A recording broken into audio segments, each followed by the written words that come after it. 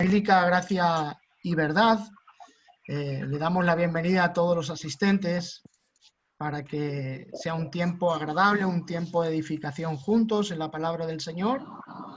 Así que le damos gracias al Señor por esta oportunidad que nos da como iglesia de poder ser partícipes de la edificación de su iglesia, ¿verdad? Y realizar esta conferencia para nosotros es algo que traerá un beneficio, aportará un beneficio increíble, ya que llevamos cerca de 3 años llevando la guía de estudios de 9 marcas y esto pues dará un incremento muy esencial para la Iglesia Bíblica Gracia y Verdad.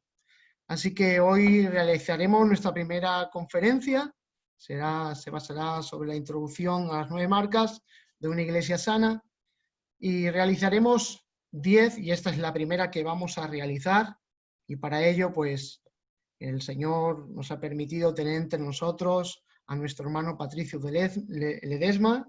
Él es pastor de la Iglesia Evangélica del Arenal en Mallorca y es uno de los principales coordinadores de 9 marcas España. Y le damos las gracias al Señor por su vida, por su hogar, por su ministerio. Y nada, yo voy a ser breve. ¿Qué os parece si todos juntos pues oramos, presentamos todo esto al Señor para que Él sea el que guíe toda esta reunión y le damos paso a nuestro hermano Patricio para que él empiece a compartir? ¿Parece? Así que vamos a dar gracias al Señor y presentamos todo en sus manos. Te damos gracias, Señor, por permitirnos estar como iglesia unidos, Señor, por este medio, de diferentes lugares, Señor, de diferentes congregaciones, pero un solo cuerpo en Cristo Jesús. Gracias por darnos este privilegio de ser pueblo tuyo, Señor. Gracias porque el glorioso Evangelio ha conseguido que esto sea una realidad entre nosotros. Gracias por tu pueblo al cual has despertado por el poder de tu palabra. Gracias, Señor, por unirnos por el Evangelio glorioso de nuestro Señor Jesucristo. Gracias por permitirnos ser partícipes de lo que estás haciendo en tu iglesia. Queremos, Señor, que en esta tarde tú seas el centro de toda adoración, que nuestras vidas puedan rendir, Señor. Y queremos, Señor, que seas tú, Señor, glorificado en todo lo que hagamos como iglesia. Y pedimos, Señor, en esta tarde que nuestro hermano Patricio, Señor, sea bendecido, Señor, grandemente, junto a su esposa, Señor, y su preciosa familia, y la iglesia en la cual él está pastoreando, Señor. Pedimos, Señor, que esto sea un tiempo, Señor, de edificación para la iglesia, para ver, Señor, la enorme tarea que tenemos por delante de construir, edificar una iglesia sana, Señor. Pedimos, Señor, que esto sea bendecido, Señor, por ti, Señor, y que tu gracia y tu amor, Señor, guíen nuestras vidas, Señor. Gracias, Señor. Queremos presentar todo, Señor, darte gracias por cada asistente, Señor, darte gracias, Señor, porque tú eres, Señor, el principal motivo de esta reunión, Señor. Así que enséñanos, Señor, qué es una iglesia sana y cómo edificar una iglesia sana. Gracias en el nombre de nuestro Señor Jesucristo.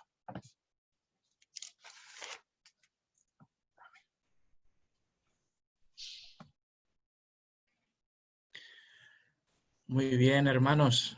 Pues primeramente agradecer a los hermanos y pastores de la Iglesia Bíblica Gracia y Verdad por la organización de estas conferencias, además de agradecer a todos los hermanos que han trabajado para organizarlas. Y hoy, como se ha dicho y se ha anunciado, vamos a tener una introducción a las 9 marcas de una iglesia sana o saludable. Para empezar, quisiera explicar muy brevemente un poquito los orígenes del Ministerio de 9 marcas, muy brevemente algunas cosas. 9 marcas, en inglés, como conocéis, 9 Marks, es un ministerio que nace a los finales de los años 90 en la Iglesia Bautista Capitol Hill, en Washington, en Estados Unidos, bajo el liderazgo del pastor Mark Dever. Y la misión esencial de este ministerio es equipar con una visión bíblica a los miembros de las iglesias y a los pastores para que la gloria de Dios se refleje a las naciones mediante iglesias sanas. Lo que se busca es que a través de estas características, que las iglesias sean conscientes de su importancia, las practiquen, las adopten. No es nada nuevo, son características que la Iglesia ha tenido en toda su historia a lo largo de los años, y a través de eso que la Iglesia sea perfeccionada, embellecida, santificada, para dar gloria a Dios y alumbrar a las naciones, ¿verdad? Las 9 marcas que promueve este ministerio son la predicación expositiva, la teología bíblica, un entendimiento bíblico del Evangelio, un entendimiento bíblico de la conversión, un entendimiento bíblico de la evangelización, la membresía de la Iglesia, la disciplina en la Iglesia, el discipulado, que viene unido al crecimiento espiritual, y el liderazgo bíblico de la Iglesia. Y es importante mencionar que estas características no son las únicas cosas que una iglesia ha de tener, evidentemente, para ser sana y honrar a Dios. Podríamos mencionar otras cosas, ¿no? Como la oración, por ejemplo, o las misiones. Bueno, hay diversas cuestiones que una iglesia también ha de tener. Entonces, no estamos diciendo que estas 9 marcas sean lo único, simplemente son 9 marcas. Hay más que son importantes, y también es importante mencionar que tristemente han sido 9 características que la Iglesia contemporánea ha dejado de lado, ha olvidado, y eso es fácilmente demostrable cuando vemos a nuestro alrededor cómo hay iglesias que han dejado de lado estas características tan fundamentales para la salud de la Iglesia. Y el resultado, tristemente, pues son iglesias enfermas, debilitadas, que no están fundamentadas en el Evangelio. Entonces, ¿cuál es el secreto de una iglesia saludable? ¿Cómo podríamos definir el éxito de una iglesia ante los ojos de Dios? ¿Qué es importante para Dios? La música, tal vez, el estilo de nuestras reuniones, el número de miembros. Bueno, no estamos en contra de tener buena música en la iglesia, ¿verdad? Cuanto mejor cantemos, pues gloria a Dios, ¿no? Aunque lo más importante es cantar del corazón. Y bueno, si somos más que menos, pues gloria a Dios también, ¿no? No estamos en contra de tener iglesias con muchos hermanos, eso todo está bien. Pero lo que queremos tener claro es cuál es el fundamento de la iglesia. ¿Qué es aquello que nosotros no podemos olvidarnos nunca? ¿Qué es aquello que tenemos que tener siempre en el centro de nuestra congregación? ¿Y cuál va a ser esa clave que va a ser el motor de nuestra iglesia? Va a ser lo que nos va a dar vigor como iglesia, y va a ser lo que nos va a preservar como iglesia. Pues de una manera muy sencilla, yo lo diría así. Lo más importante en una iglesia es el Evangelio de la gracia de nuestro Señor Jesucristo. Jesucristo y su obra en la cruz ha de ser el centro de todo. A partir de ahí fluye todo lo demás. Y ese ha de ser nuestra ancla, nuestro ancla, ha de ser nuestro fundamento. Nunca debemos dejar de lado, y siempre tenemos que darle centralidad y preeminencia al Evangelio de Jesucristo, al Evangelio de la gracia. Es importante hablar del Evangelio de la gracia, porque podemos suponer tener un evangelio, pero no es otra cosa que un evangelio de obras, ¿no?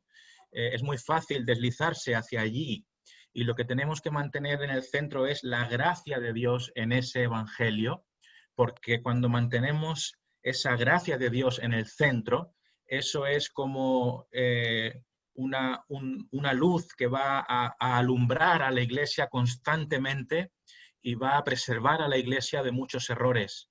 Entonces, hermanos, quiero empezar con este énfasis tan sencillo.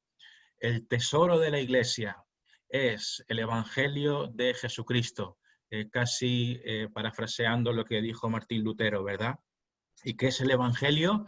El Evangelio es una noticia, es una buena noticia. Es la buena noticia de Jesucristo, que viene al mundo para morir en una cruz por los pecadores, para también ser resucitado, y así ofrecer salvación a todo aquel que se arrepiente de sus pecados y cree en Él. Ese es nuestro tesoro, ese es nuestro mensaje, y eso es lo más importante de una iglesia. En un sentido, todas las marcas que vamos a mencionar giran en torno a este precioso evangelio de la gracia, ¿verdad? Porque si nos paramos a pensar, cuando hablamos de la predicación expositiva, estamos hablando de predicar el evangelio, primeramente. Cuando hablamos de la teología bíblica, pues también la teología bíblica gira en torno a la enseñanza del evangelio. Nos convertimos, hablando de la marca de la conversión, a través del evangelio. Evangelizamos comunicando al mundo el evangelio. El evangelio también tiene que ver, por supuesto, con la membresía. Hemos sido hechos un único cuerpo en Cristo gracias al evangelio que nos ha unido. Aplicamos la disciplina de la iglesia para preservar la santidad en la iglesia y también preservar el testimonio público del evangelio. Una vez más, el evangelio está ahí.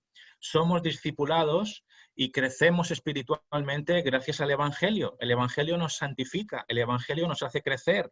Una vez más, es el motor del crecimiento espiritual.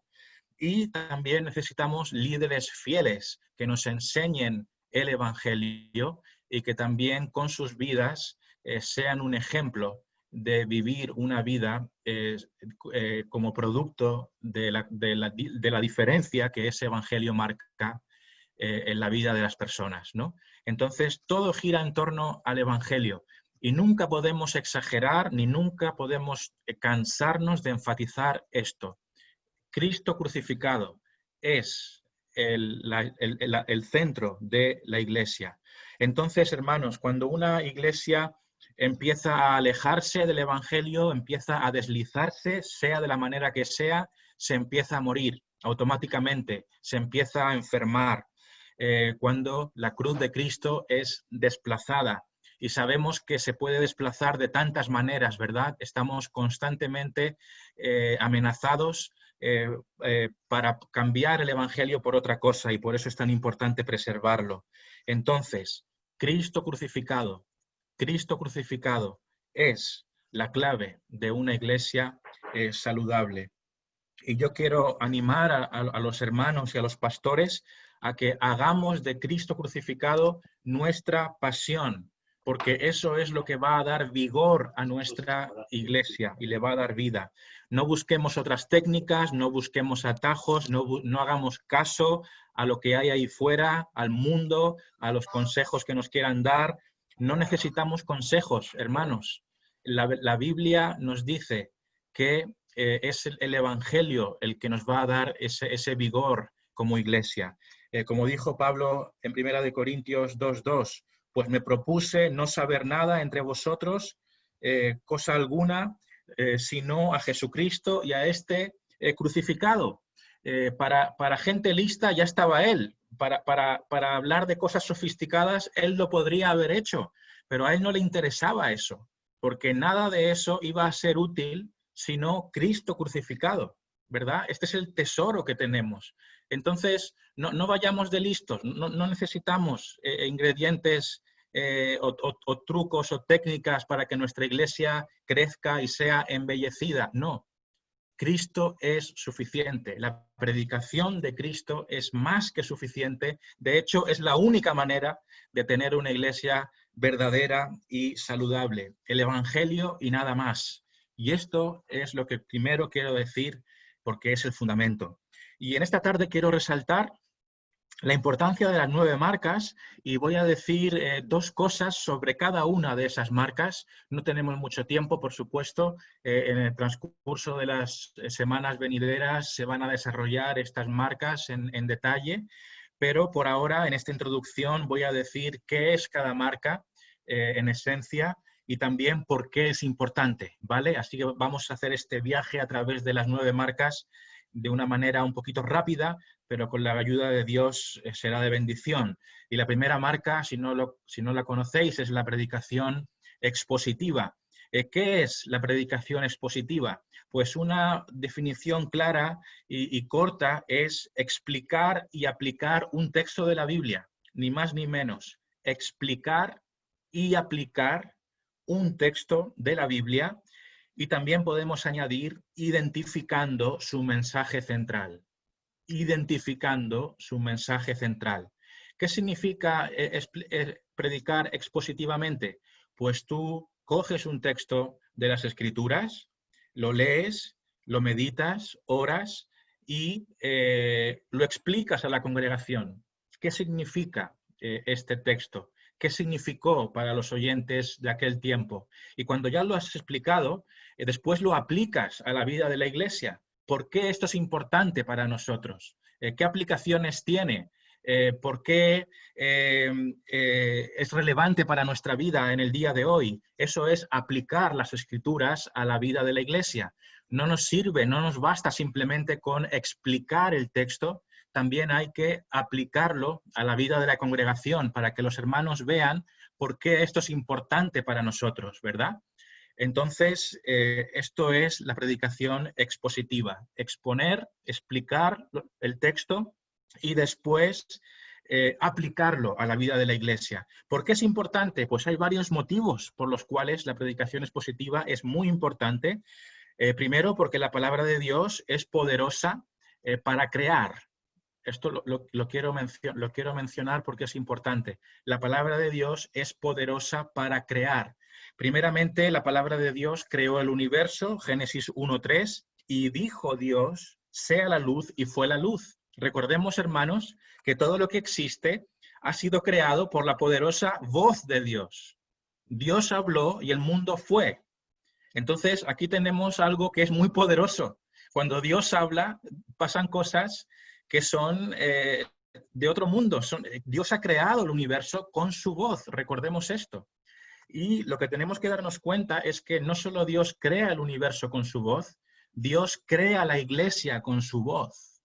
Dios crea la iglesia con su voz porque los cristianos llegan a ser cristianos y la iglesia llega a ser una iglesia cuando son recreados, cuando son hechos nuevas criaturas, ¿verdad? Conocemos la doctrina del nuevo nacimiento o de la resurrección espiritual o de la nueva creación.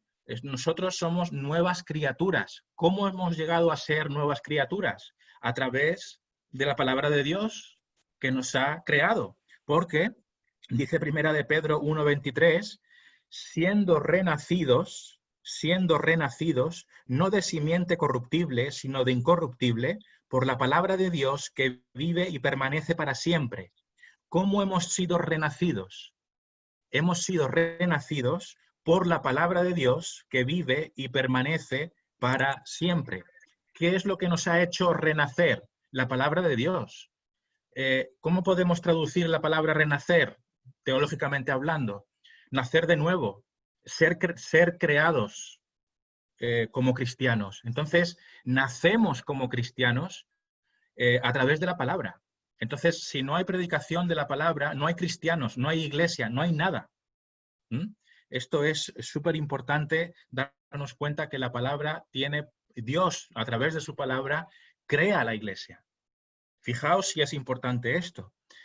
También sabemos que la palabra de Dios es viva y eficaz. Hebreos 4:12, porque la palabra de Dios es viva y eficaz y más cortante que toda espada de dos filos y penetra hasta partir el alma y el espíritu, las coyunturas y los tuétanos y discierne los pensamientos y las intenciones del corazón.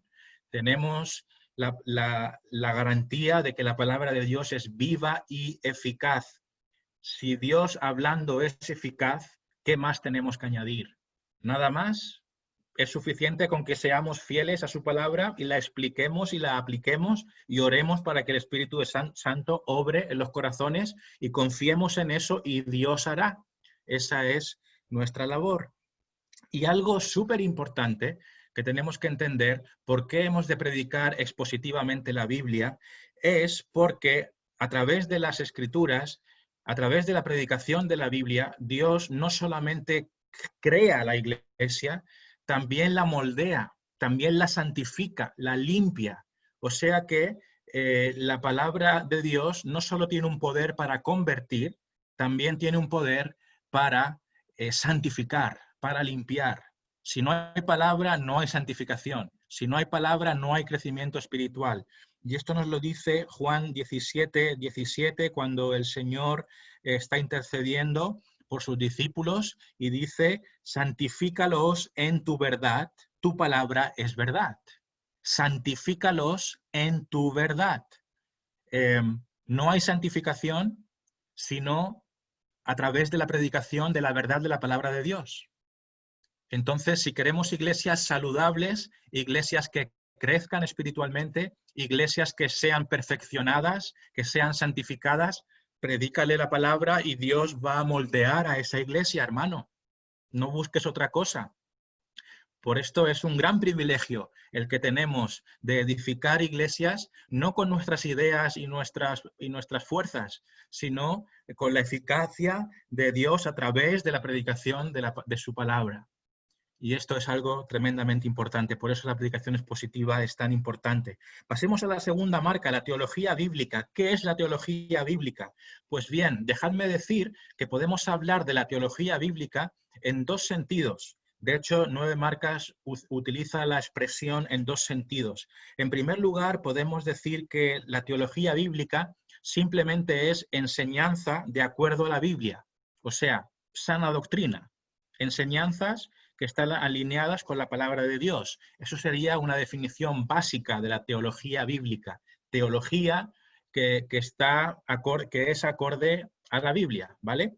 Pero existe un segundo sentido, un poco más técnico o académico, para hablar de la teología bíblica, y es esto. La teología bíblica, entendida como algo un poco más técnico, es la idea de entender toda la Biblia, desde Génesis a Apocalipsis, como una única historia progresiva centrada en la obra de Jesucristo, ¿vale?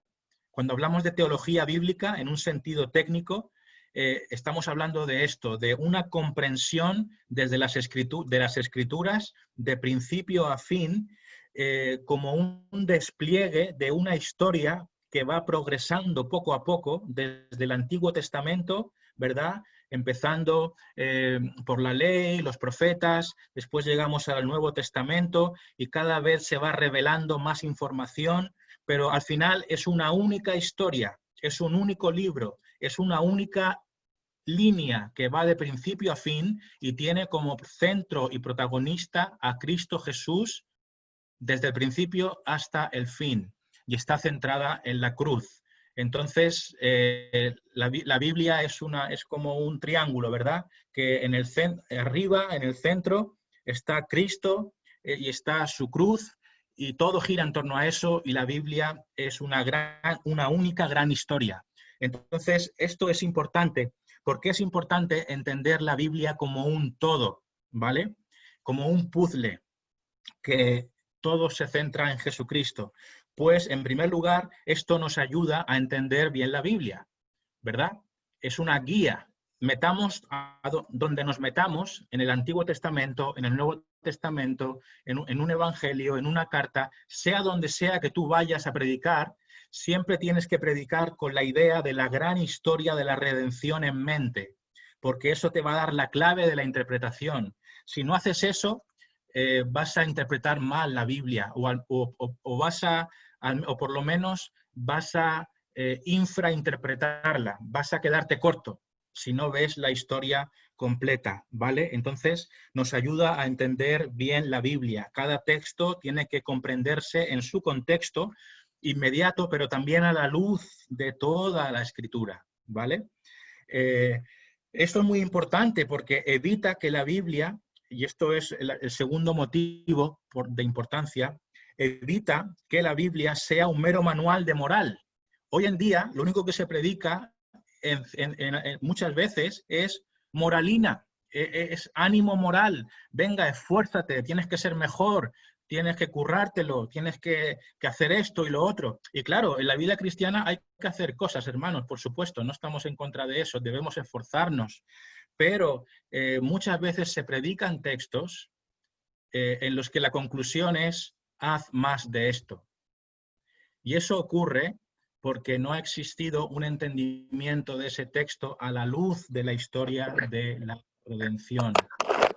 Nos estamos perdiendo cosas maravillosas cuando no tenemos en mente esta idea de que toda la Biblia es una gran historia y los textos hay que interpretarlos y aplicarlos a la luz de esa gran historia. De esa manera, los textos cogen otra dimensión, ¿verdad? Por supuesto, cada texto tiene su aplicación inmediata y también hay moral en la Biblia, ¿cómo no? Dios es un Dios moral, pero no olvidemos esto. Interpretemos siempre, prediquemos siempre teniendo en cuenta la gran historia de Jesucristo, ¿vale? Y también la teología bíblica nos enseña a ver la belleza de la revelación de Dios, porque cuando nos damos cuenta que todos esos libros escritos con tantos años de diferencia por tantas personas diferentes, al final tienen un hilo conductor que es perfecto y precioso, nos damos cuenta de que tenemos un Dios sabio, un Dios que ha dado una revelación perfecta, y eso pues nos alegra el corazón y le damos gloria a Dios y descubrimos ese entretejido majestuoso y magistral cuando entendemos la teología bíblica, cuando somos conscientes y estudiamos esos vínculos de cómo ese libro se relaciona con ese otro libro, pues ahí vemos la sabiduría de Dios y descubrimos la belleza de su revelación. Teología bíblica. Número 3, un entendimiento bíblico del Evangelio. ¿Qué es el Evangelio? Pues quizá no haría falta explicarlo, ¿no? Para las iglesias evangélicas debería estar claro el Evangelio. La tristeza es que no siempre está claro. De hecho, Mark Dever, el autor de 9 marcas, dice que si pusiéramos a 20 pastores en una fila y le preguntáramos a cada uno qué es el Evangelio, tristemente recibiríamos muchas respuestas diferentes. Parece mentira, pero es así. Hay confusión en cuanto al Evangelio. ¿Qué es el Evangelio? La buena noticia. Es una buena noticia histórica de un hecho, y es que Cristo vino al mundo, murió, resucitó, y gracias a eso hay perdón para todo aquel que se arrepiente y cree en él. Primera de Corintios 15, del 1 al 4, nos da un buen resumen del Evangelio, como una noticia, como un hecho histórico. A mí me hace gracia cuando la gente dice, lo mejor de Dios está por venir. Y yo digo, no, lo mejor de Dios ya vino, porque el tesoro de Dios es el Evangelio, es un hecho histórico, ¿verdad? Nos dice las Escrituras, además os declaro, hermanos, el Evangelio que os he predicado, el Evangelio que os he predicado, el cual también recibisteis, en el cual también perseveráis, por el cual asimismo, si retenéis la palabra que os he predicado, sois salvos, si no creísteis en vano, porque primeramente os he enseñado lo que asimismo recibí, que Cristo murió por nuestros pecados conforme a las Escrituras y que fue sepultado y que resucitó al tercer día conforme a las Escrituras. Aquí vemos el Evangelio definido como un hecho histórico, algo que ocurrió en la historia. Es una noticia de algo que sucedió y de algo que ha de ser predicado. ¿Por qué es importante entender bien el Evangelio? Pues bien, primero porque es poder de Dios para salvación. Si no hay evangelio, no hay salvación, no hay iglesia, no hay cristianos, no hay nada. Segundo, sin evangelio, pues no hay conversiones. Podemos tener cabras dentro de una iglesia, pero eso no interesa. Lo que interesa es tener ovejas. No hay ovejas a menos que haya conversiones. Y no hay conversiones a menos que esté el evangelio presente. Si el evangelio no está presente, podemos tener simpatizantes, podemos tener amigos, podemos tener gente interesada, pero no vamos a tener cristianos, porque los cristianos solamente son creados cuando se predica el evangelio. Y también, como hemos mencionado un poco antes, sin evangelio tampoco hay santidad en la iglesia, porque la predicación de la cruz de Cristo no solo convierte a la gente, sino que también santifica a la gente. Un ejemplo, ¿cómo podemos ser más humildes? ¿Cómo podemos crecer en santidad siendo hechos más a la imagen de Cristo en cuanto a su carácter humilde y manso? Mirando a la cruz de Cristo, ¿verdad? Viendo su entrega, viendo su sacrificio, viendo también ahí que nosotros no hemos hecho nada para ganarnos la salvación. Eso nos hace humildes. En otras palabras, predicando la cruz de Cristo, la iglesia crece en humildad. Predicando la cruz de Cristo, la iglesia es santificada. Por lo tanto, qué importante es entender el Evangelio y predicarlo para que nuestra iglesia crezca en santidad. Cuarta marca, un entendimiento bíblico de la conversión, entender la conversión.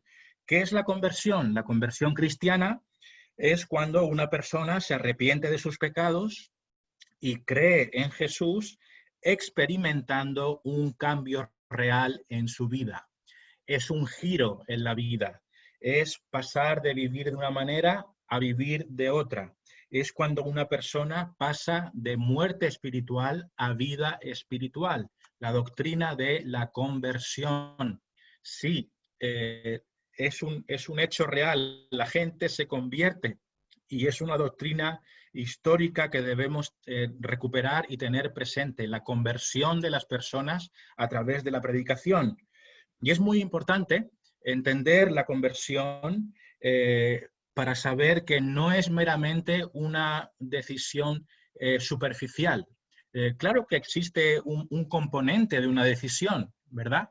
Porque, bueno, el Evangelio, el Espíritu Santo nos convence de pecado, nos convierte y a partir de ahí decidimos seguirle, ¿no? Yo no estoy en contra de hablar de una decisión, sinceramente, porque hay una decisión personal que uno hace una vez que Dios ha obrado en tu vida, ¿vale?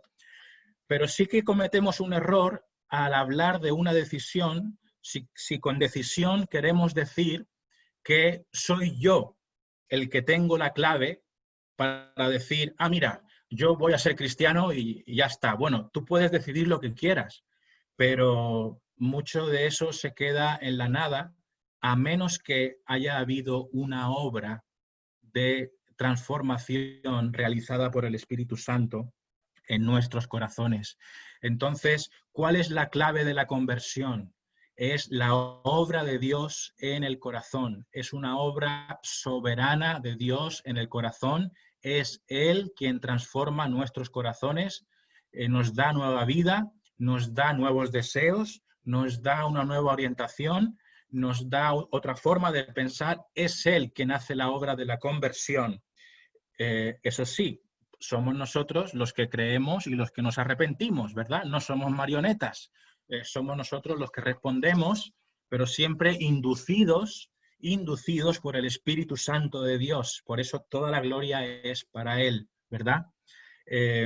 Efesios 2:5 nos dice, aún estando nosotros muertos en pecados, nos dio vida juntamente con Cristo. Por gracia sois salvos. ¿Por qué es tan importante entender correctamente la conversión? Pues primeramente porque nos lleva a evangelizar correctamente. Si entendemos la conversión correctamente, vamos a evangelizar correctamente. ¿Por qué? Porque en la conversión hay dos cosas que son vitales cuando predicamos, y es el arrepentimiento y la fe. Cuando predicamos bíblicamente tenemos que llamar a la gente al arrepentimiento y a la fe. Esa es la esencia de la conversión, arrepentirse de los pecados, dar un giro a nuestra vida y empezar a caminar en fe. Por lo tanto, no podemos evangelizar correctamente si no entendemos la conversión. Es imposible, por eso es tan importante.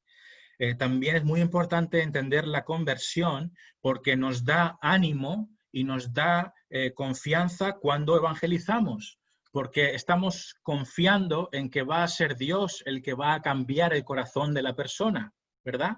Eso nos da confianza, nos da ánimo. Tenemos que confiar en Dios, en que Dios va a obrar en la gente si nosotros evangelizamos bíblicamente. Así que esto nos anima a seguir evangelizando y tenemos que renovar nuestra confianza en Dios, de que Él va a convertir a las personas si nosotros somos fieles a la predicación del arrepentimiento y de la fe.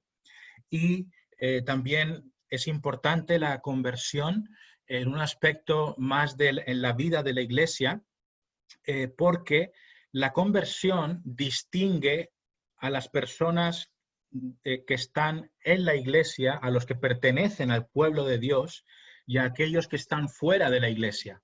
Los que pertenecen a la iglesia son los convertidos, hermanos. Los que pertenecen a la iglesia son los convertidos. Nosotros no queremos hacer acepción de personas. Claro que queremos que la gente venga a la iglesia y forme parte de la iglesia, pero seamos claros, la iglesia es un cuerpo de miembros convertidos, de gente regenerada. Necesitamos una membresía regenerada. Claro que nosotros podemos ser engañados como pastores, ¿verdad? No sabemos si todos los miembros de nuestra iglesia son verdaderamente cristianos. Hemos de hacer todo lo humanamente posible por saberlo. Pero lo que no podemos hacer es tener una iglesia de mezcla. Eso no es una iglesia. La iglesia es un cuerpo de personas convertidas. Y esto es muy importante. Los convertidos han de dar frutos dignos, obras dignas de arrepentimiento. Los miembros de la iglesia han de dar evidencia de conversión. Y si no la dan, tenemos motivos para pensar que no son cristianos. Y por lo tanto, tarde o temprano tendrán que ser excluidos de la congregación, porque hay que preservar la santidad de la congregación, y la congregación es un cuerpo de personas convertidas. Y por supuesto, solo los convertidos deben ser bautizados y solo los convertidos han de tomar la cena del Señor. Vamos a por la quinta marca, un entendimiento bíblico de la evangelización. ¿Qué es evangelizar? Pues voy a dar una definición que da el autor Matt Stiles, que es el autor del libro La Evangelización, que es un libro de 9 marcas, y él dice que evangelizar es enseñar el evangelio con el objetivo de persuadir. Enseñar el evangelio con el objetivo de convencer. Evangelizar es querer convencer. Sabemos que es Dios quien convence, pero nosotros también tenemos que convencer a la gente, hermanos. A veces decimos, yo no te quiero convencer de nada. Bueno, pues creo que tendríamos que decir, yo te quiero convencer. Claro que te quiero convencer, ¿verdad? Hablando en términos humanos. Entonces, evangelizar es enseñar el evangelio con el ánimo de persuadir, con el ánimo de persuadir, instar a las personas a que se conviertan, a hablarles de Cristo. Para evangelizar bíblicamente, ¿qué tenemos que hacer? Primeramente, predicar el evangelio completo, ¿verdad? No solamente predicar que Dios es amor, y claro que lo es, no solamente predicar de los beneficios del evangelio, también hay que predicar de la condenación, que es la otra cara para aquellos que no se arrepienten, la condenación, la ira de Dios, el infierno. Nosotros presentamos todo el paquete cuando evangelizamos. Cuando evangelizamos también tenemos que, como hemos dicho, llamar a la gente al arrepentimiento de sus pecados y a la confianza en Cristo como única manera de recibir perdón de esos pecados. Alguien dijo que si una persona tuviera, un autor dijo, ahora no recuerdo el nombre, pero sí él dijo que si yo tuviera a alguien muriéndose y le quedara una hora de vida, le predicaría 50 minutos o 55 acerca de su pecado y de su necesidad, y le hablaría 5 minutos de Cristo. Porque es así, hermanos, las personas no van a ir a Cristo a menos que vean su pecado y su necesidad. Y la gente está neutralizada, ellos no se dan cuenta de su pecado. Y nosotros tenemos que predicarles acerca de su condición y de su pecado y de su maldad y de su rebelión, para que el Espíritu Santo obre en sus corazones y les dé convencimiento de pecado, y ahí van a correr al Salvador. Por eso, qué importante es llamar a la gente al arrepentimiento de sus pecados y que confíen en Cristo y hablarle de su pecado, ¿no? Y también decirles que el Evangelio, que seguir a Cristo tiene un alto coste, que no es un camino de rosas, no demos falsas promesas. Claro que es una bendición ser cristiano, no hay mayor bendición que ser cristiano, y Dios nos ayuda y Dios nos provee cuando somos cristianos, pero eso no quiere decir que nuestra vida vaya a ser fácil, más bien todo lo contrario. Problemas que antes no teníamos, vamos a empezar a tenerlos por ser creyentes, pero vale la pena seguir a Cristo, por supuesto que sí, no hay ninguna otra cosa que valga más la pena. Porque es importante entender tener un entendimiento bíblico de la evangelización?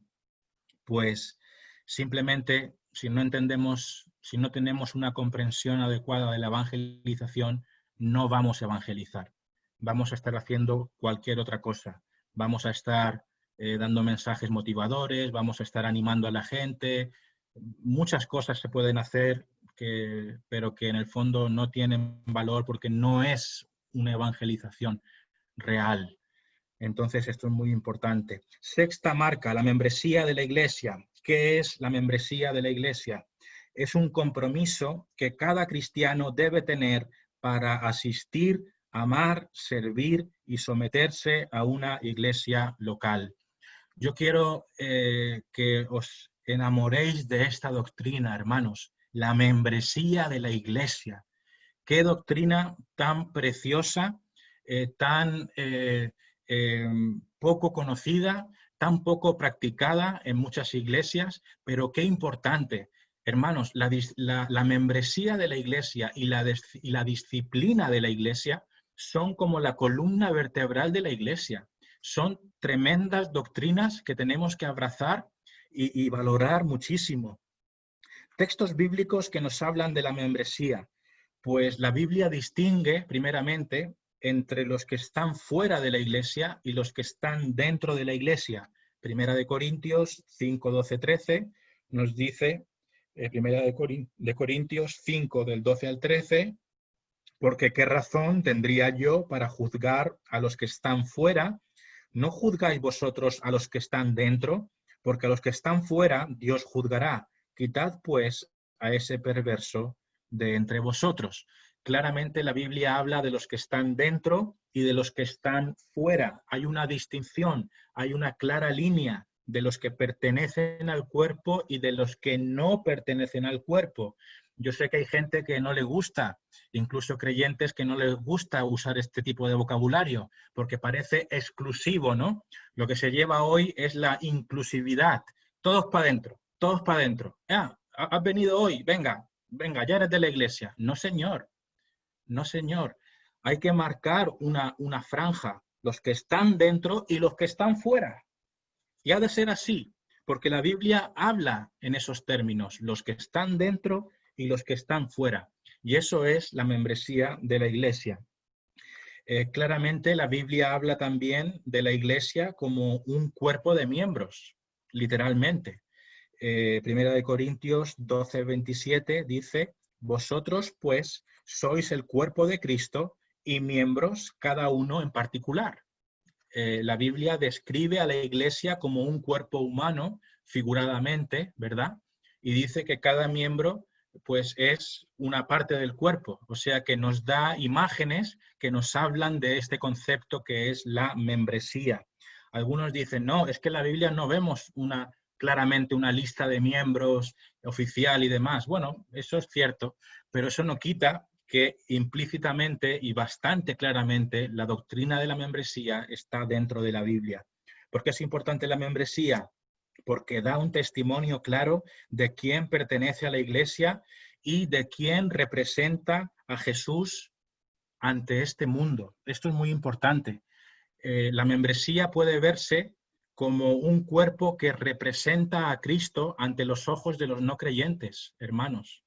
Por eso es tan importante que haya fronteras y diferencias.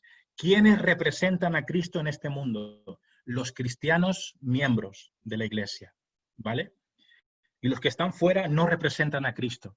Por eso es muy importante para el testimonio, para el nombre de Cristo, que haya una membresía claramente establecida, porque si no vamos a manchar su nombre. Va a haber personas que no son cristianas actuando o considerándose cristianas y manchando el nombre de Cristo. Por lo tanto, tiene que haber una distinción. También es la membresía fundamental para el discipulado y el crecimiento espiritual. El Nuevo Testamento está lleno de mandatos, de cosas que tenemos que hacer los unos a los otros, los unos con los otros, ¿verdad? Los unos con los otros. ¿Y quiénes son esos unos y esos otros? Los que pertenecen al cuerpo de Cristo. ¿Cómo nos edificamos mutuamente? Pues haciendo determinadas cosas los unos con los otros, nos animamos los unos a los otros. También nos confesamos nuestras faltas, ¿verdad?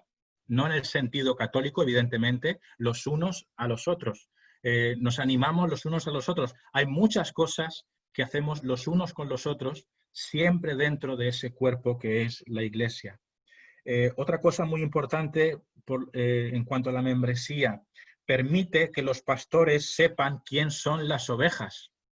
Si vosotros sois pastores y tenéis que velar por las almas de vuestras ovejas, que Dios os ha encomendado, necesitáis saber quiénes son. ¿Quiénes son?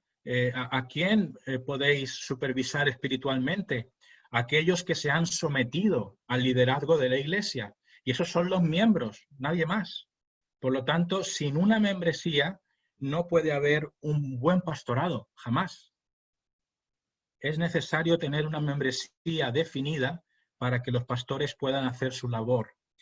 Y algo también muy importante es que si no hay una membresía, no puede haber una disciplina en la Iglesia. Y esta es la siguiente marca. Sin membresía no hay disciplina, es imposible. Y esta es la séptima marca, la disciplina en la Iglesia. ¿Qué es la disciplina en la Iglesia? Voy a dar dos definiciones. La primera es en un sentido general, ¿vale?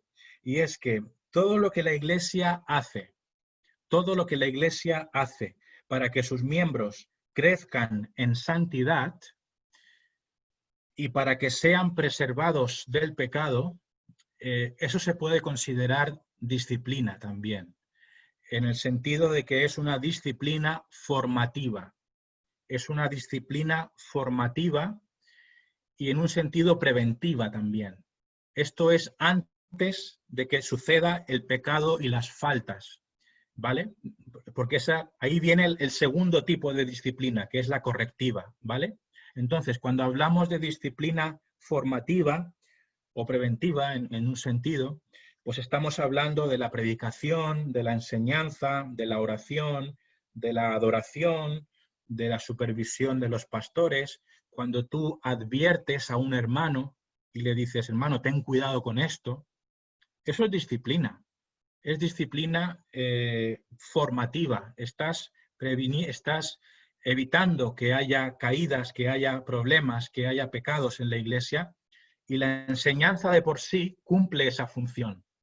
Toda enseñanza dentro de la Iglesia, en un sentido, es disciplina, porque va a preservar la salud de la Iglesia y la santidad. Pero ¿qué pasa cuando la gente cae en pecados dentro de la Iglesia? Ahí es cuando aplicamos el sentido específico de la disciplina, que es la disciplina correctiva. Aquí ya ha tenido lugar el pecado, la ofensa, ¿verdad? Y ese tipo de disciplina correctiva es el acto de corregir el pecado, incluyendo la posibilidad de excluir a una persona de la membresía y de la cena del Señor a causa de pecados graves sin arrepentimiento. Esto es lo que llamamos la excomunión, ¿vale? Y yo sé que este tipo de enseñanzas a veces a la gente no le gusta, pero, hermanos, es una enseñanza bíblica. La excomunión de una persona, de una membresía, de una iglesia, se ha de hacer cuando es necesario, con mucha sabiduría, con mucho amor, con todos los intentos que sean posibles para no llegar a ese punto, pero si hay una situación en la que no hay más remedio que sacar a una persona de la iglesia y excomulgarla, hay que hacerlo, hermanos, hay que hacerlo. No nos ha de dar miedo, no tiene que ser algo que nos dé vergüenza, no. Prediquemos la doctrina de la disciplina en la iglesia porque es para el bien de la iglesia y es para la gloria de Dios. Claro que no es fácil, es algo muy delicado. Los pastores pues lo pasan mal cuando hay una situación en la que hay que aplicar disciplina, pero hermanos, no tengamos miedo de los hombres, no tengamos miedo de los hombres, pidamos ayuda a Dios para esas situaciones delicadas de disciplina y ejerzamos la disciplina de la iglesia correctiva e incluso la excomunión cuando sea necesario, con la ayuda de Dios, con la ayuda de Dios. Dios promete estar con nosotros, hermanos, en las situaciones de aplicación de disciplina, en las situaciones en las que hay una reunión para tratar algún asunto de discordia o de diferencias.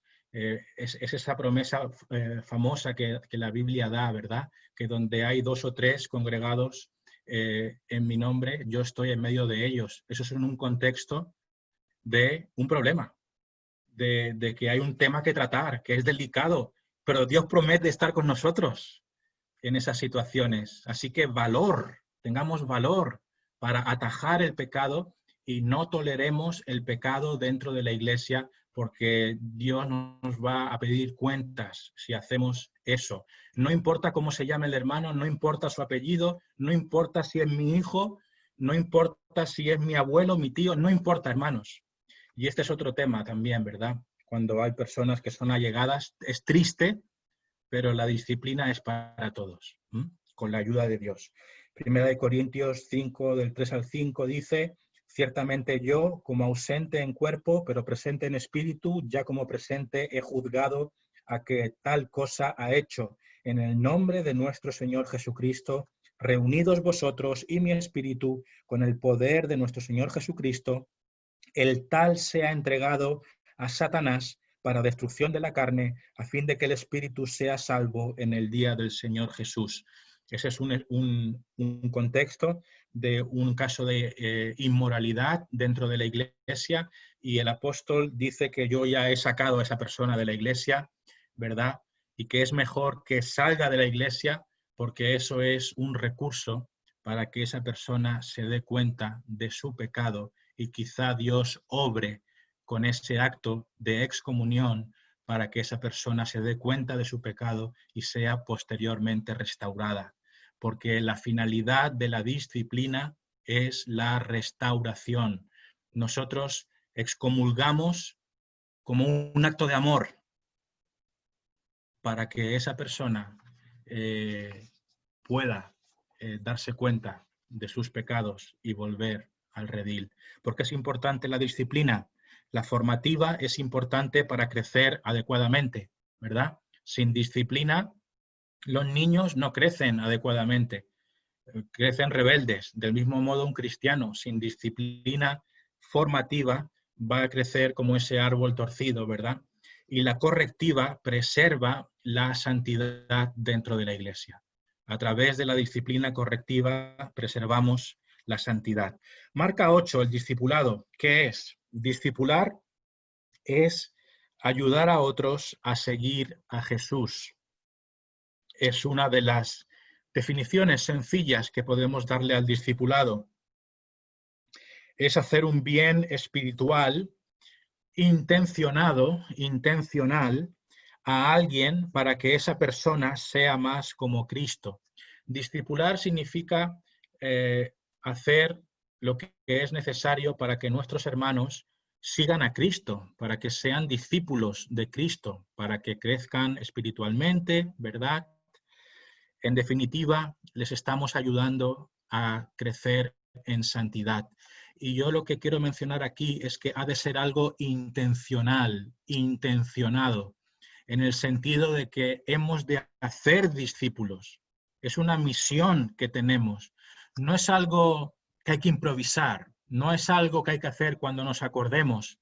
Hay que discipular. Hay una intencionalidad. Es decir, tú tienes que decir, yo voy a quedar con este hermano para discipularlo. Y ojo, algo que quiero mencionar en cuanto al discipulado es que el discipulado no ha de ser un programa. No tiene por qué ser un programa. La gente, en las iglesias hay muchos programas, ¿no? No estoy en contra de los programas, pero a veces hablamos de un programa de discipulado. Bueno, me parece bien que se planifique, ¿verdad? ¿Por qué no? Pues venga, vamos a reunirnos cada mes con este hermano, con esta familia que es nueva, y vamos a discipularles de un modo programado, para leer la Confesión Bautista de Londres. Pues gloria a Dios, no estamos en contra de un discipulado programado. Pero lo que queremos decir es que el discipulado ha de ser una cultura, ha de ser algo natural, que es una forma de vivir. Somos cristianos y nos discipulamos como norma natural, es algo que fluye naturalmente. Y discipular, hermanos, también es pues quedar y tomar un café, por supuesto, es ir a comprar juntos, es llamarse, es vivir una vida juntos. Eso es discipular. Siempre teniendo a Cristo y al Evangelio pues como temas de conversación, ¿verdad? Entonces, esto es importante. Y el discipulado, como decimos, es ayudar a otros a crecer en santidad a través de dos cosas, ¿vale? A través de la enseñanza, por supuesto, pero a través también de la imitación. Esto es importante, porque a veces lo olvidamos. A través de la imitación, o sea, a través de ser modelos. Crecimiento mediante enseñanza, pues Efesios 4:15, sino que siguiendo la verdad en amor, crezcamos en todo en aquel que es la cabeza, esto es Cristo. ¿Veis?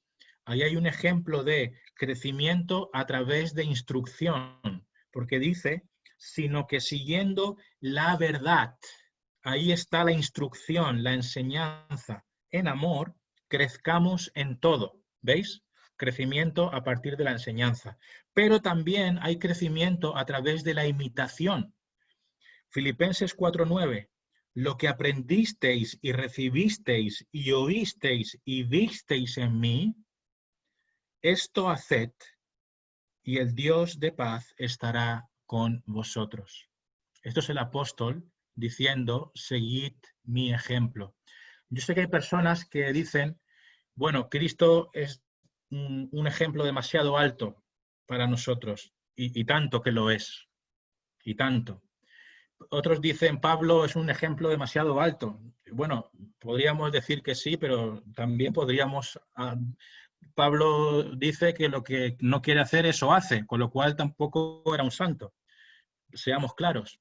En definitiva, hermanos, claro que hay grandes hombres de Dios en la Biblia y, por supuesto, fueron usados de una manera única. Pero lo que tenemos que comprender es que Dios utiliza las vidas de pobres pecadores como nosotros como ejemplos para otros. Has de ser un ejemplo de conducta para los hermanos, porque el discipulado y el crecimiento espiritual no solo viene a través de la instrucción, también viene a través de la observación. Los hermanos han de ver en ti un ejemplo de conducta, un ejemplo de santidad. Y así también van a ser discipulados, ¿vale? Así que discipulado a través de enseñanza, pero también a través de imitación. Debemos ser modelos. La gente dice, yo no soy ningún modelo de nada. Pues en un sentido es así, no eres ningún modelo de nada. Pero en otro sentido sí que eres un modelo. Porque Dios está haciendo una obra en ti. Y no hay que infravalorar los frutos visibles que Dios está produciendo en tu vida y que van a ser de ejemplo para otros. Por lo tanto, esto es importante, el discipulado. Sin discipulado no hay crecimiento espiritual, por lo tanto tendríamos una iglesia de bebés espirituales, ¿verdad? Y el discipulado no debe ser solamente un programa, sino una cultura, algo que nace de forma natural y que siempre está en nuestras conversaciones. Y terminamos, el liderazgo bíblico. ¿Qué es un liderazgo bíblico? Pues el liderazgo bíblico consiste en que la Iglesia sea dirigida por una pluralidad de hombres piadosos y cualificados, a los cuales la Biblia llama pastores, ancianos u obispos, ¿vale? 3 cosas quisiera mencionar sobre el liderazgo bíblico. Lo primero, los pastores deben ser hombres, varones, ¿vale? Sé que es un tema candente, sé que hay iglesias incluso muy queridas que tienen diferentes opiniones. Bueno, yo os animo y os exhorto a que creáis la verdad de la Biblia, de que el liderazgo pastoral de la iglesia ha de ser de varones, de hombres. Y no lo hacemos con un ánimo machista, no lo hacemos con un ánimo de ofender a nadie, no lo hacemos en absoluto con ningún ánimo de menospreciar a las hermanas, ni muchísimo menos, hermanos. Lo hacemos con temor y temblor, basados en textos bíblicos y también basados en la evidencia de la historia de la Iglesia de siglos de esta interpretación, de que la Iglesia ha de ser liderada por varones. Podríamos mencionar varios textos, pero quisiera mencionar el que para mí tiene mucho peso, y es lo siguiente. La enseñanza en la congregación la ha de ejercer un varón, un pastor, un maestro, porque la predicación es un acto de autoridad. La predicación es un acto de autoridad. Cuando alguien predica la palabra de Dios, la predicación tiene una naturaleza autoritativa, que no es lo mismo que autoritaria, ¿vale? Es decir, cuando el predicador habla, no habla de sí mismo, no habla con una autoridad propia, inherente suya, habla con una autoridad que Dios le delega en la medida que ese predicador sea fiel a la Escritura, ¿vale? Es una autoridad que viene de Dios a través de la palabra. Al fin y al cabo es una autoridad, es la autoridad de Dios, pero no deja de ser un ejercicio de autoridad, porque cuando estamos predicando, estamos mandando, estamos diciendo, hermano, hay que hacer esto, hacer lo otro. Es un ejercicio autoritativo, ¿vale? Y el tema es que hay versos que nos dicen que el Señor no permite que la mujer ejerza autoridad sobre el hombre, en el contexto de la enseñanza. Y por ejemplo, Primera de Timoteo 2, del 12 al 13, me parece a mí un versículo muy claro, a pesar de que es cuestionado y es interpretado de otras formas, etc. Eso es innegable, pero para mí personalmente es muy claro. Dice, porque no permito a la mujer enseñar ni ejercer dominio sobre el hombre. Ahí está el matiz de la autoridad sobre el varón, ¿vale? Sino estar en silencio, y aquí viene la razón, porque Adán fue formado primero, después Eva. Claro, algunas personas dicen, no, es que es un tema cultural. Bueno, a mí la frase, porque Adán fue formado primero y después Eva, a mí no me parece muy cultural. Me parece más bien universal, porque está basando el motivo por el cual han de ser los varones en un hecho de la creación, en un hecho del orden de la creación. Entonces, no estamos diciendo que el hombre sea mejor que la mujer, ni que la mujer sea mejor que el hombre, ni que el hombre tenga más capacidad y la mujer menos, ni al contrario. Hermanos, el hombre y la mujer son criaturas de Dios para la gloria de Dios, cada uno con sus funciones en la iglesia.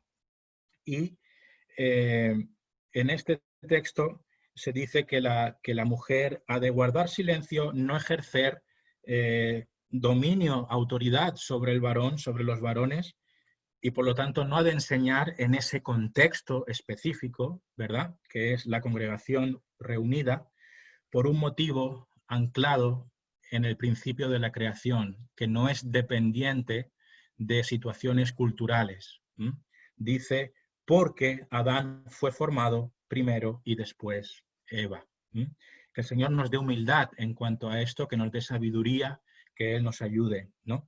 Segundo énfasis que quiero hacer sobre el liderazgo bíblico, y es que la Iglesia debe tener, en cuanto sea posible, una pluralidad de ancianos. Una pluralidad de ancianos. Necesitamos tener, siempre que sea posible, más de un pastor. Más de un pastor. Esto es bueno para la Iglesia por muchos motivos. Hay varios versos que nos hablan de la pluralidad.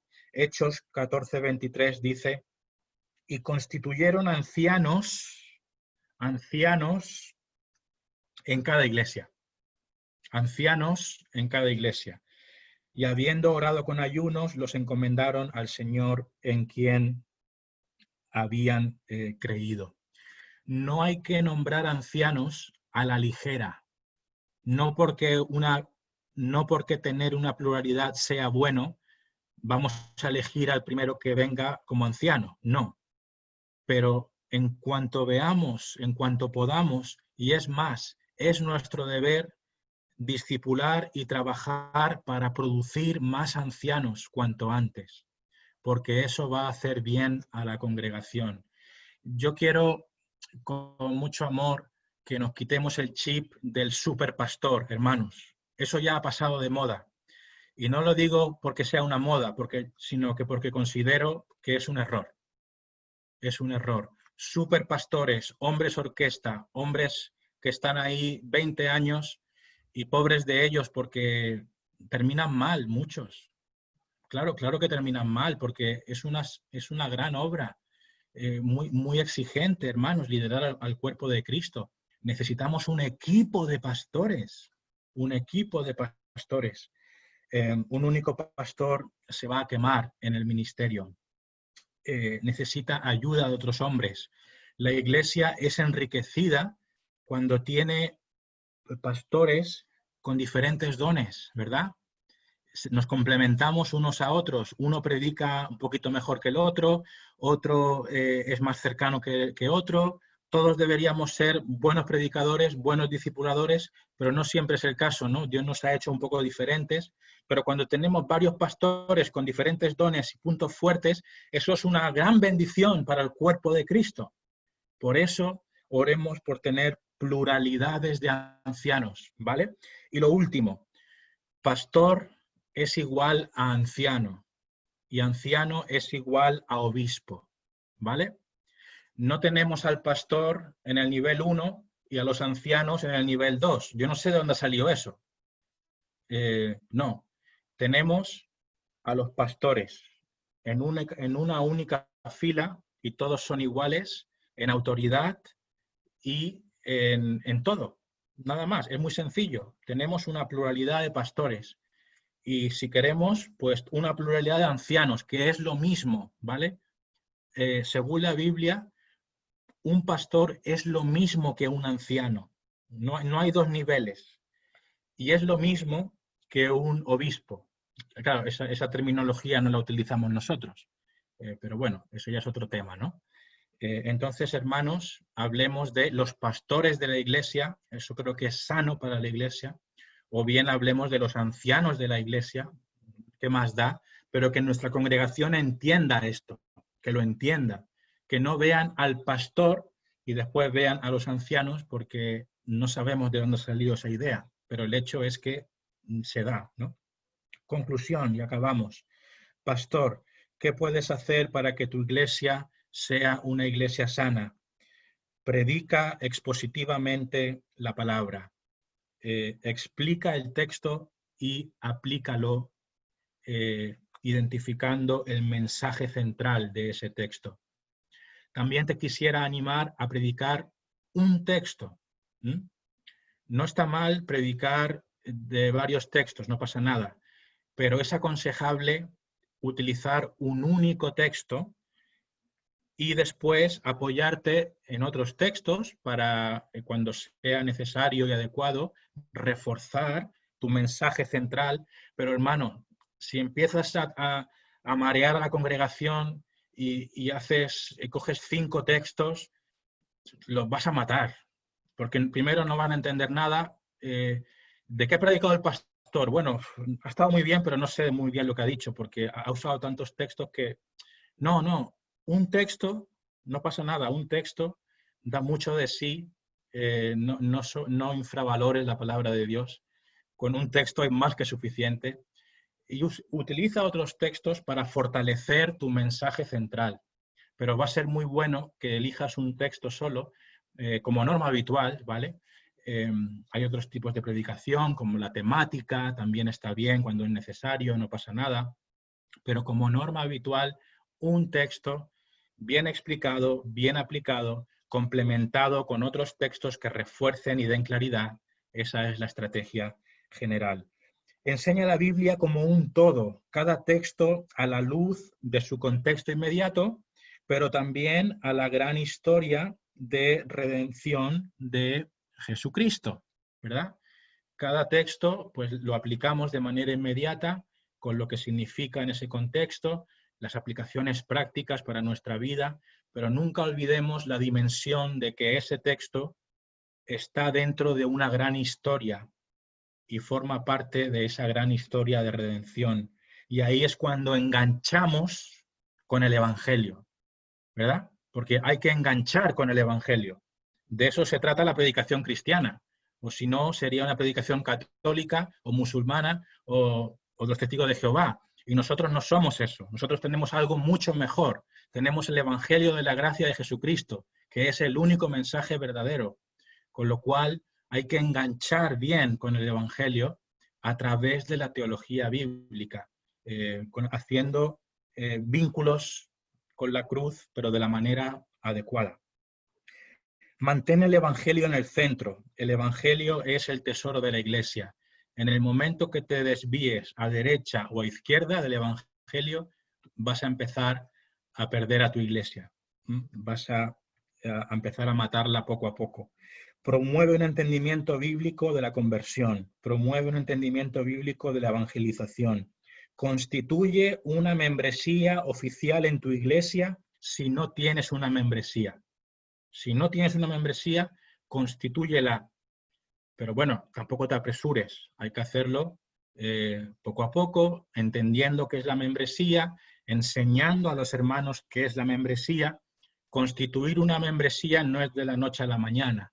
Primero hay que enseñar sobre ello hasta poder instaurarla. Practicad la disciplina en la iglesia, tanto la formativa como la correctiva. Promueve una cultura de discipulado. Y por último, formad un equipo de pastores para guiar al pueblo de Dios. Amén.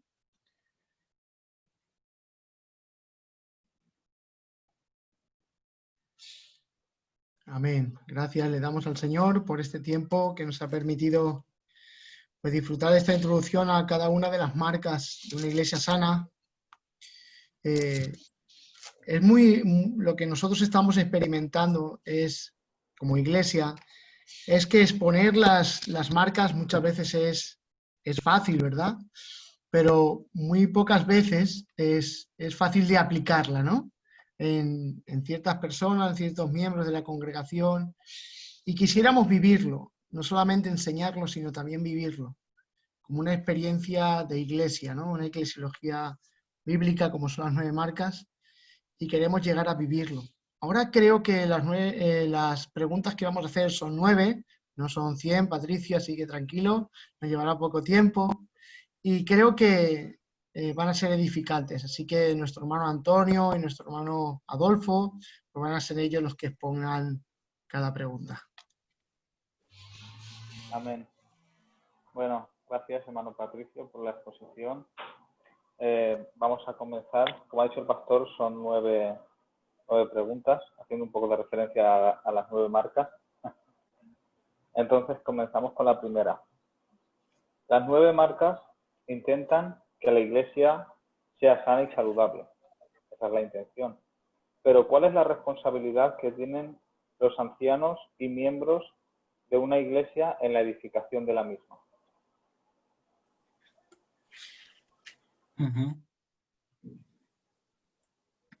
Bueno, yo creo que todos tienen una inmensa responsabilidad. La edificación de la Iglesia es responsabilidad de todos los miembros de la Iglesia, no solo de los pastores. Creo que esto es algo muy importante porque los mandamientos que vemos de edificación mutua en el Nuevo Testamento, animaos unos a otros, exhortaos unos a otros, bueno, una larga lista, esos unos a otros nos está hablando de cada uno de los miembros, con lo cual es fundamental que la edificación de la Iglesia sea vista como una responsabilidad personal de cada miembro. Y esto, los pastores tienen un papel muy importante de inculcar esta mentalidad en cada persona dentro de la Iglesia. Las 9 marcas, pues como decíamos antes, son una guía, no pretenden ni mucho menos suplantar a la Biblia, de hecho fluyen de la Biblia, es simplemente una sistematización de lo que ya está en la Biblia. Y la responsabilidad es de todos, es lo que yo diría, ¿no? Qué importante es esto, que no haya cristianos consumidores, consumistas, que estén de brazos cruzados en los bancos o en las sillas, sino que todos nos veamos con esa responsabilidad que Dios nos ha dado a todos. Amén. Amén. Gracias. Amén. Soy hermano Adolfo. A ver, la segunda, ya que hay tantos sistemas de enseñanza, ¿por qué son importantes las 9 marcas? Uh-huh.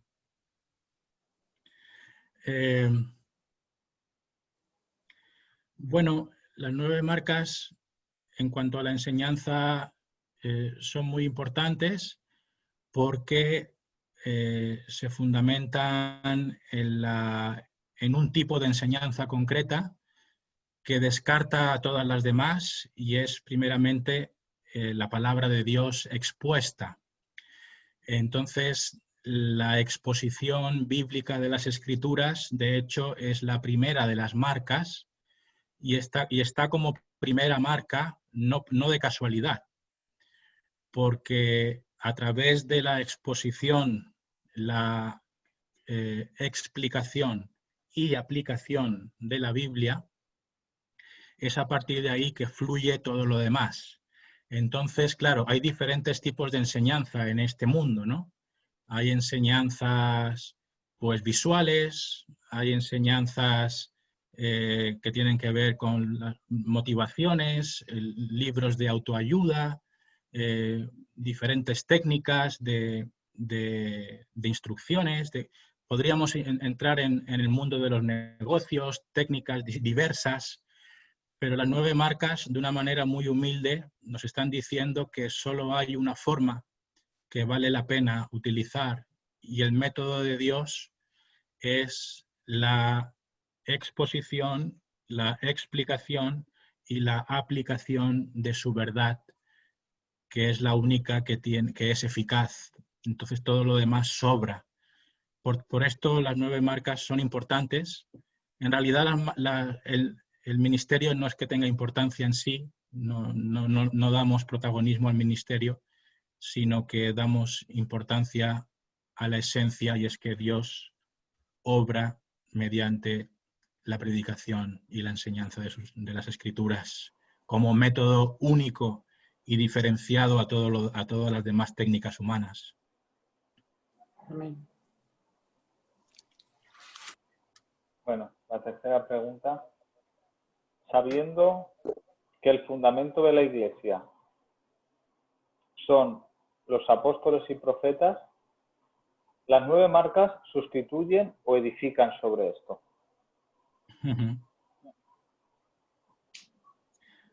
Bueno, ni de lejos las 9 marcas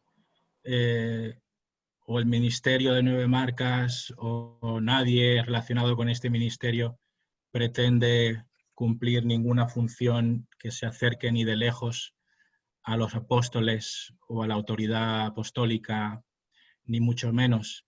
Es simplemente que las 9 marcas cogen esas enseñanzas apostólicas, que hoy Amén. hemos visto, y simplemente las presentan de un modo ordenado y las intentan promover. Entonces, la intención es muy humilde, es simplemente dar a conocer lo que los apóstoles enseñaron y lo que los profetas enseñaron, teniendo muy claro que nadie es hoy en día ni profeta ni apóstol en el sentido exacto de la palabra. Sí que somos profetas en el sentido de que estamos hablando a los hombres de parte de Dios. Ahí sí que hay un sentido, ¿me entendéis? Hay un pequeño matiz, porque el profeta esa es su labor, pero por supuesto no somos profetas en el sentido bíblico ni mucho menos, ni tampoco somos apóstoles en el sentido bíblico ni mucho menos. Eso sería una locura e ir en contra de las escrituras. Por lo tanto, las 9 marcas son solamente un humilde intento contemporáneo, ¿verdad?, como ministerio, de promover estas características. Amén. Amén. Vale, la cuarta. Viendo tanto viento de doctrina, ¿las 9 marcas no protegen de las falsas doctrinas? Sí, sin lugar a dudas. Las 9 marcas tienen un papel súper importante en la protección de la Iglesia. Las 9 marcas traen muchos beneficios a la Iglesia, y entre ellos es la protección de los falsos maestros y de las falsas doctrinas. Empezando por la primera marca, como hemos dicho, ¿no? En el momento que la predicación de la palabra se convierte en la guía de la Iglesia, en la brújula de la Iglesia, automáticamente la Iglesia está siendo preservada de los errores y de las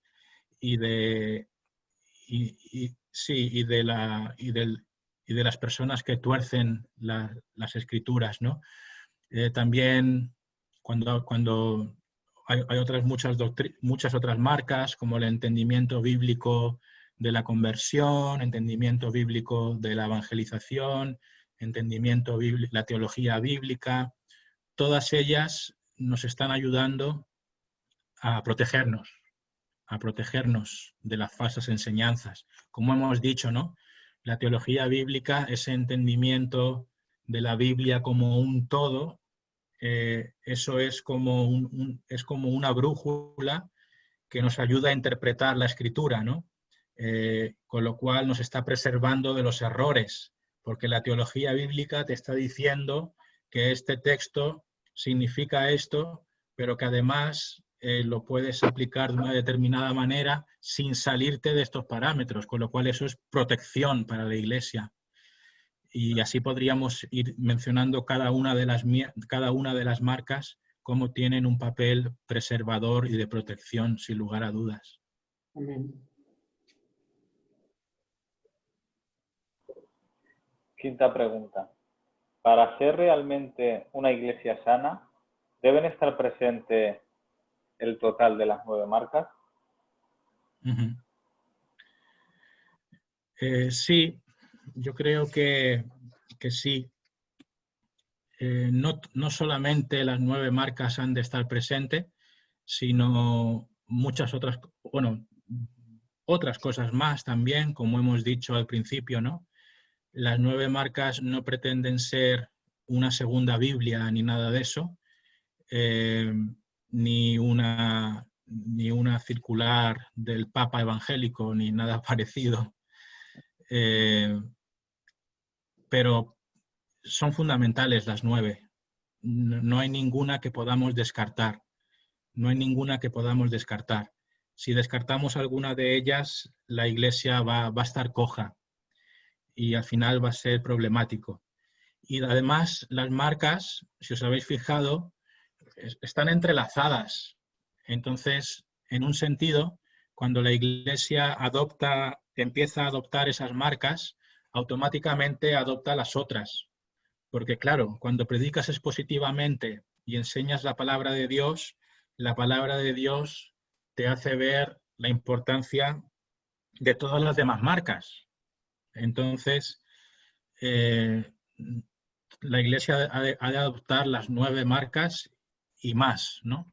Entonces, no podemos pensar en adoptar parte de ellas, porque de hecho sería imposible. Si realmente las tomamos en serio, nos vamos a dar cuenta que todas están entrelazadas y son un todo, ¿no? Amén. La sexta. En el proceso de introducir las 9 marcas, ¿cuándo se considera una iglesia como sana? Sí. Bueno, yo diría 2 cosas en cuanto a esto. Primero diría que la realidad de cada iglesia es diferente. Hay iglesias que históricamente han preservado y han practicado las 9 marcas, porque hablemos claro, las 9 marcas son distintivos históricos de determinadas denominaciones. Hay iglesias que siempre han tenido estas marcas y no les viene de nuevo, ¿no? Porque los cristianos las han practicado por siglos. Entonces, cada iglesia tiene una realidad distinta. Hay iglesias que descubren las marcas, por decirlo así, y nunca antes habían escuchado de ellas, o se les abre una puerta nueva, ¿no? Y lleva tiempo, y no sería fácil decir, pues mira, al año ya sois una iglesia sana, o a los 2 años ya sois una iglesia sana. Claro, creo que no debemos pensar en esos términos de tiempo, y tampoco es algo automático de un día para otro. Es algo que lleva tiempo adoptar, requiere mucha enseñanza, especialmente algunas de las marcas, ¿no? Estoy pensando en la doctrina de la disciplina en la iglesia.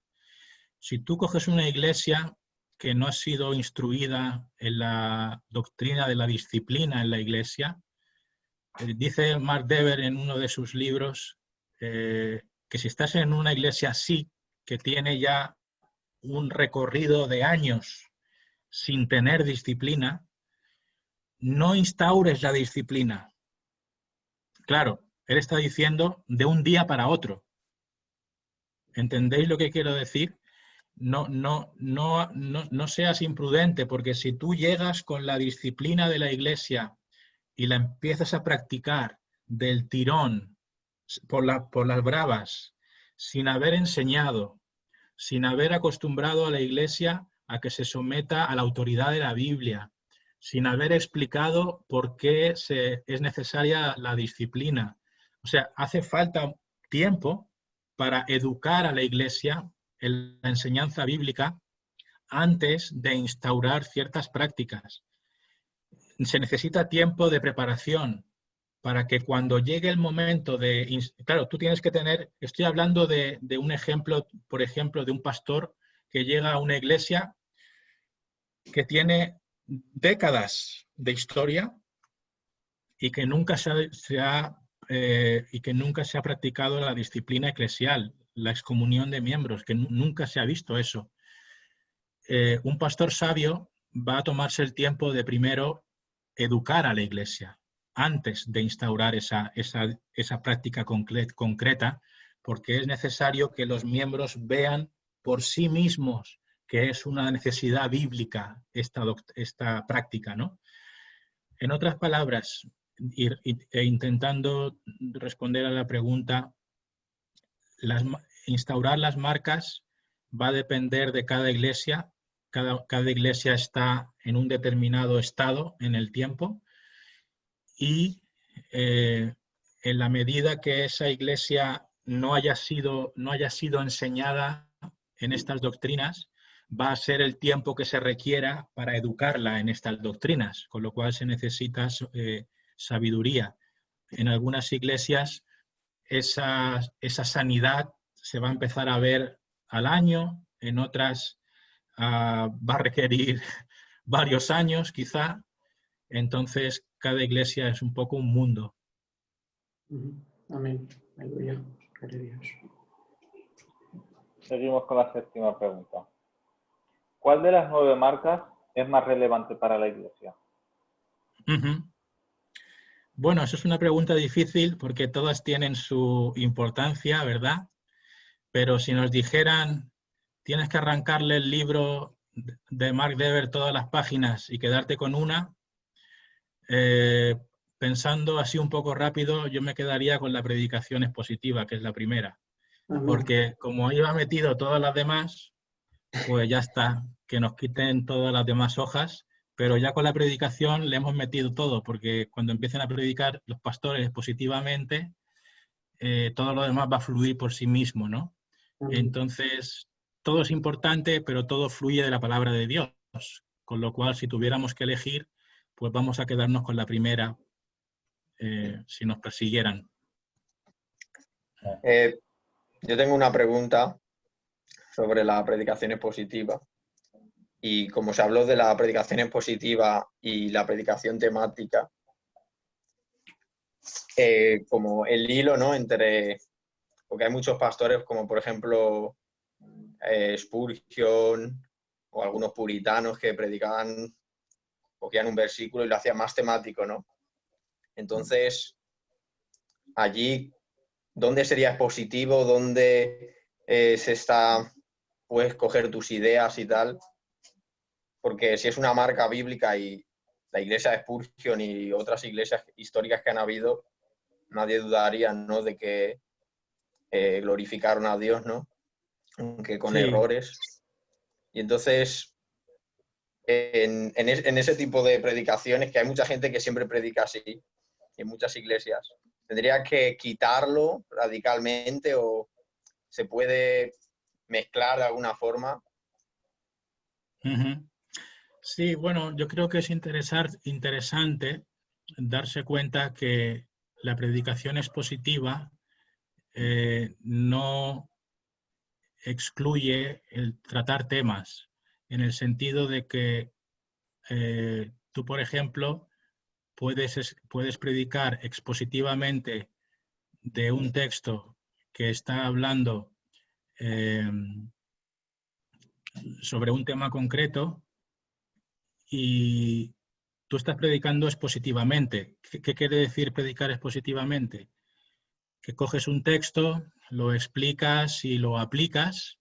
Incluso esa predicación puede estar formando parte de una secuencia de predicaciones expositivas consecutivas y de por sí estás tocando temas, porque en el fondo cada texto toca un tema. O sea, decir que la predicación expositiva no toca temas es falso, ¿verdad? Porque no tiene sentido. Cada predicación expositiva está tocando un tema. Entonces, no deberíamos pensar en que la predicación expositiva no abarca temas. Una predicación expositiva incluye mención de cómo usar el dinero, incluye mención del matrimonio, incluye mención de la santidad, de todos los temas habidos y por haber, la predicación expositiva los cumple, los abarca. Yo creo que cuando hablamos de los peligros de la predicación temática, que los puede tener, yo pensaría en que la amenaza real de la predicación temática es cuando el que determina la esencia de la predicación es el hombre y no Dios. Porque claro, no es lo mismo que tu punto de partida sea el texto y tú te sometas a lo que Dios dice en ese texto. Eso es muy diferente a que seas tú el que marca la agenda de la predicación, en el sentido, ¿de qué voy a predicar? Pues mira, mi deseo es hablar del dinero. Entonces, tu punto de partida no es el sometimiento a la palabra. Tu punto de partida es tu deseo de querer hablar del dinero y ya está. Entonces, cuando eso se convierte en un hábito de que cada semana lo que estás oyendo es la idea estupenda del pastor de tratar este tema, eso se empieza a convertir un poco en una amenaza. Entonces, Por eso se le da como más importancia a la predicación expositiva versus a la temática. Pero dicho esto, la dieta adecuada, pues, dicen algunos, ¿no?, que quizás sea un 90% versus 10%, pero en el fondo, cuando uno es fiel a la Biblia, está bien, ¿no? Spurgeon también era Spurgeon, y aunque Spurgeon tratase temas, pues lo que él estaba haciendo él estaba exponiendo la palabra de Dios, y su punto de partida era la palabra de Dios, y lo que la palabra de Dios decía, él exponía, y era temática en ese sentido, ¿no?, en que simplemente trataba el tema que la Biblia traía. Yo creo que el peligro potencial de un estilo constante de predicación temática tiene que ver más porque hay una realidad en las iglesias, ¿no? Y es simplemente que el pastor es el que marca la agenda de la predicación porque a él le da la gana hacerlo. Y dice, mira, voy a predicar del matrimonio hoy, la semana que viene voy a predicar del coronavirus, la otra semana del internet, y ahí es cuando ya la cosa se pone fea, ¿no? Cuando es el pastor el que marca la agenda y no la palabra, y no se somete a la palabra. Amén. Aleluya. La 8. ¿Cómo llevar a la práctica las 9 marcas en una iglesia local? Bueno, los consejos que yo daría para poner en práctica las 9 marcas, primeramente es paciencia, porque es un trabajo a largo plazo. Evidentemente, algo que todos hemos hecho es empezar utilizando los materiales de estudio que el ministerio nos provee, ¿no?, como las guías de estudio, los libritos que la congregación puede leer, utilizar las guías, estas cortitas de los libros que tienen 9 marcas para hacer estudios bíblicos, y que la gente vaya entendiendo poco a poco esas marcas. Uno de los primeros consejos es paciencia. Y para el pastor, pues eso, perseverar en la enseñanza. Y como digo, en el fondo nuestro interés no es promover las marcas como tales, ni el ministerio tampoco, de las 9 marcas. Nuestra ambición es implantar la palabra de Dios en los oyentes y en el corazón de las personas. Por lo tanto, debemos alejarnos, cuando hablamos de las 9 marcas, lo hacemos con un ánimo de no fijar los ojos en los ministerios humanos, ni en las ideas humanas, ni en los líderes humanos, ni nada que sea humano.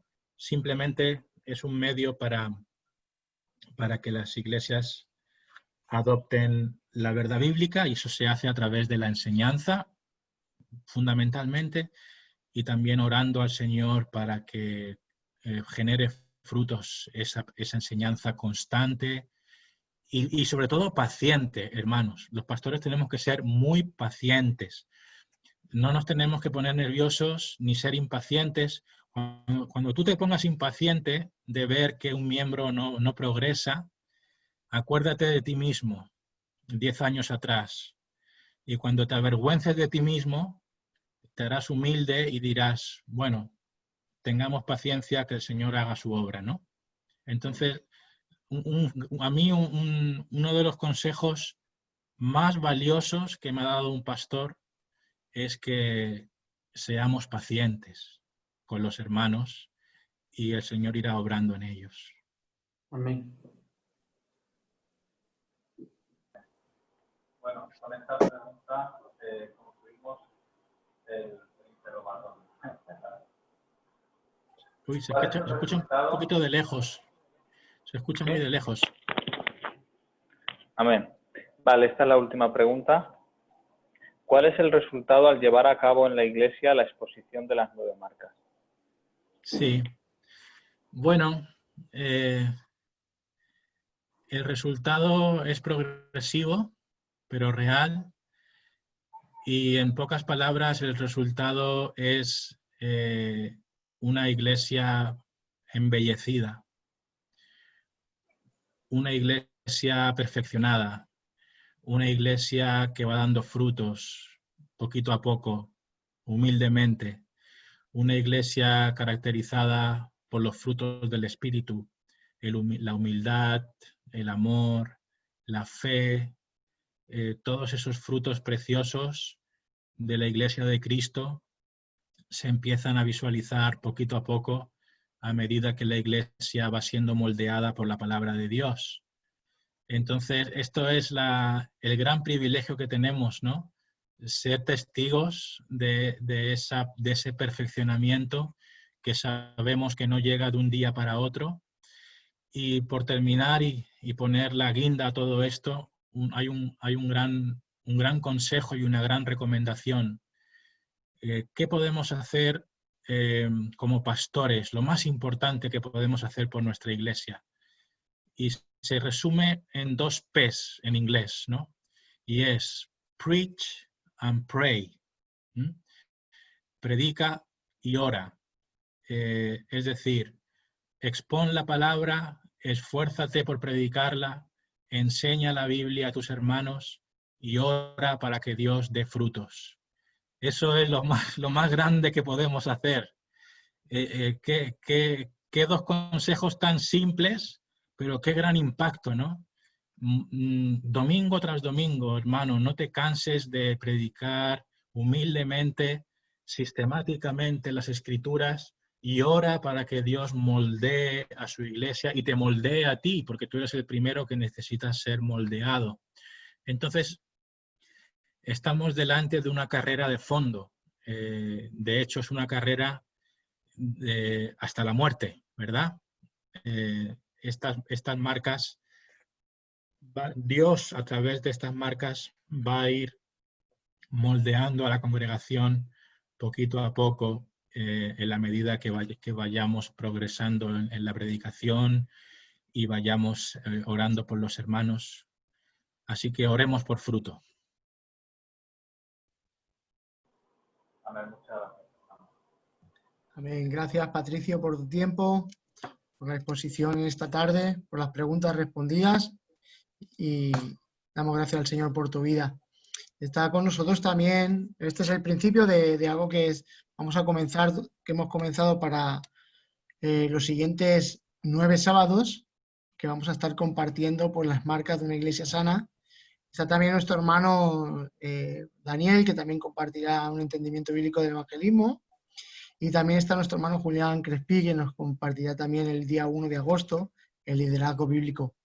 Yo quisiera finalizar dándole gracias al Señor y permitiendo a nuestro hermano Julián, pues que él nos dirigiera en oración, dándole gracias al Señor por esta reunión. Amén.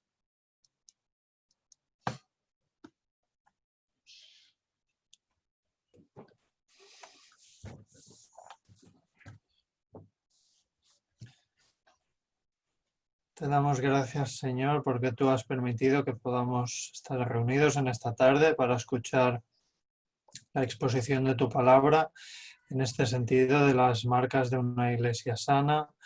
Te pedimos que tú nos ayudes a cada uno de nosotros en nuestros ámbitos, en nuestras iglesias, ahí donde estemos, que tú nos ayudes a entender y a aplicar estos principios que hemos podido tener, porque queremos que todo sea para tu gloria, así como se ha dicho, que el Evangelio sea el centro de todo, que tu palabra sea el centro de todo lo que hagamos en nuestras vidas, y te pedimos que sea un reflejo en cada uno de nosotros, que podamos con el ejemplo de nuestras vidas mostrar la gracia tuya que hemos recibido y la salvación que tenemos en ti, Señor.